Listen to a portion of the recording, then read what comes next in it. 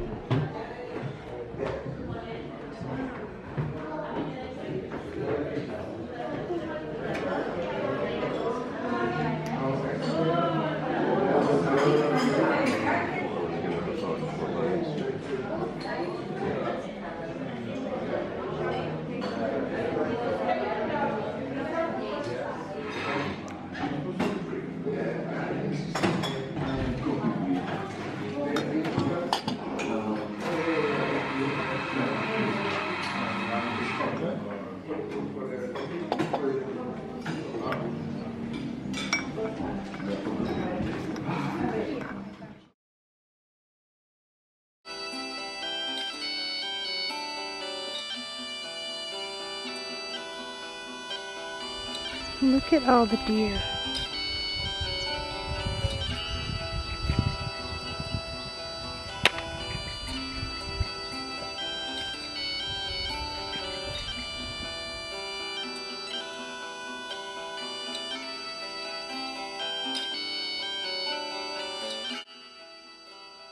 In front of the hotel there's this little bridge, and you walk across here and that's where she said the local store is. It's so pretty.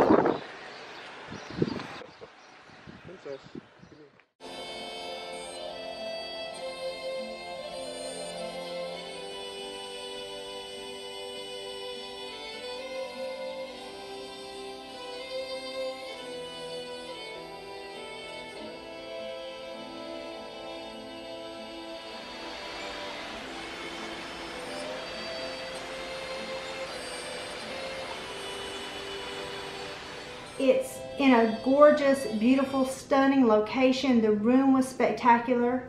There's only one caveat, and that is it's on a long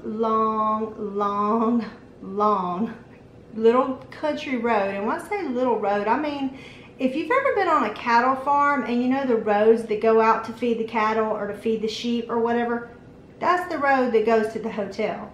So you're thinking, I'm in the middle of somebody's farm. First it looks like you're on a regular road, and then you go through these like little gates, and you've got cliffs on some sides because you're going up this mountain.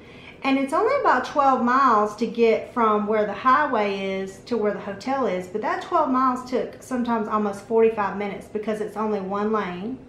And if anybody's coming in Scotland, a lot of the roads are only big enough for one car, so they let you know, they blink their lights at you to say, hey, I'll get over, or you can get over to get out of their way. I mean, everything works out fine as long as you know to do that. The problem is when you're going down this little long road and they come around a mountain switchback, and some people were going very fast, probably because they're used to this long drive to get in and out of there, it can be a little bit nerve-wracking. But we're going down this road, and I'm like, our GPS suddenly just blacks out. We have GPS on my phone. We have GPS on my husband's phone. We paid for the GPS in the car that we were in, and none of them suddenly worked. Like, we literally just drove off the map of the earth. I was like, where are we? There's no lights, of course. You're in the middle of this almost like dirt road, and there's parts that are paved, but some parts have like gravel and stuff, and then you see these drop-offs on the side, and I'm like, surely this is right. I mean, I had printed out a map as well, so we're following this map, thank God.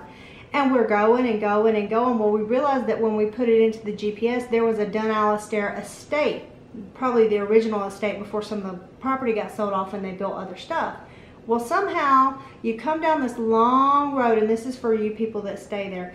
Yes, it seems like you will never get there. You're on the right road. The first time our navigation took us to the whole other side of the mountain, and we had to backtrack. I don't know how that even happened, but when we got back on the right path, I'm like, okay, this looks like what was on the map originally. And it takes you to like a T-shaped dead end, and it told us to go left. Well, when we went left, we're going down this, you know, little tiny road, and there's like, I mean, there's nothing anywhere for miles, just cows and sheep. So we get to like this big entrance of this big estate, and it just is this little wooden sign, Dunalastair Estate, and it's all dark, and I'm like, this is like the beginning of every horror movie I've ever seen. I was like, we are not going down this long road to some haunted manor somewhere. My husband and my kids don't know what I've booked, so they're like, Mommy, where are you taking us? And I'm starting to freak out because we've been driving for so long, and we'd already gotten lost once with the navigation. So I'm calling the hotel, and I'm like, we are so lost, and the guy doesn't speak English.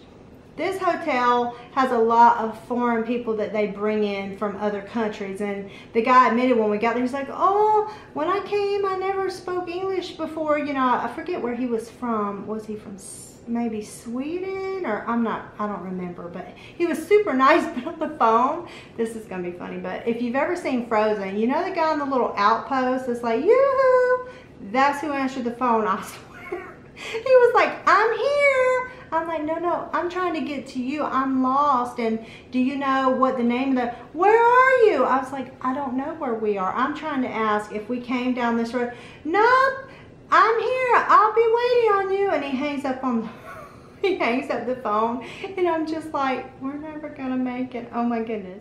My husband and I finally, he gets his phone out, and for some reason the navigation came back, and it shows us that we basically took the left turn when we need to take a right turn at that T-shaped intersection into the cow fields. And when we took a right, it was some more miles down some more switchbacks on the side of this mountain. But then suddenly you go across this little bridge, and you're in this little tiny village in the middle of nowhere. I mean, there's nothing for miles and miles and miles and miles. But it was the most beautiful and quaint little place. Unfortunately, my family tends to get a little car sick. Not my husband because he's a pilot, but my kids and I. And so we did have a few issues coming in and out because we stayed there for 3 nights. So coming in and out of those mountain roads every day.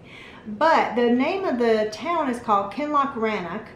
And if you look on a map, there's actually no place more remote apparently in Scotland than Rannoch Station, which is this tiny little train station in the middle of nowhere.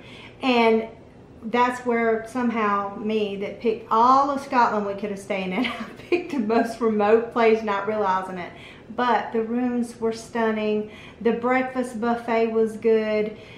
The breakfast buffet is included with your stay, but it's only the continental portion. So they have fresh fruit, they have yogurt and things to put in your yogurt.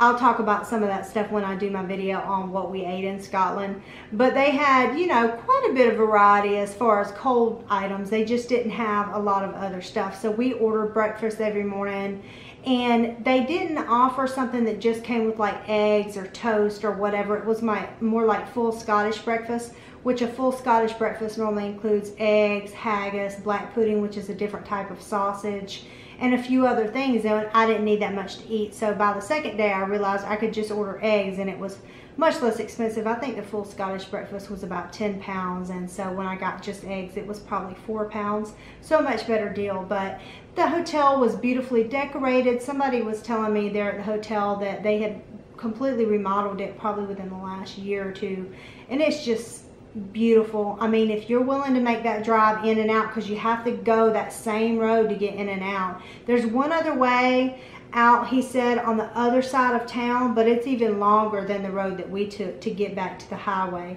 So I wouldn't recommend that if you're in a hurry. But if you're willing to make that drive every day, it was absolutely stunning. And for you Outlander fans, Craignadoon, where it was actually filmed for the show, because you know that's actually just a set, the farm where that's filmed is actually in that same area. We ran out of time by the time we were leaving the last day. We were supposed to go by there and we didn't get a chance. But if you're in that area, and I heard the Rannoch Station tea room is really beautiful too, where they have a little train station. They have, it's like an outpost literally. literally. So they have like a tea station where you could go and have tea, and if you're hiking, they have all these hikes that come out of that station.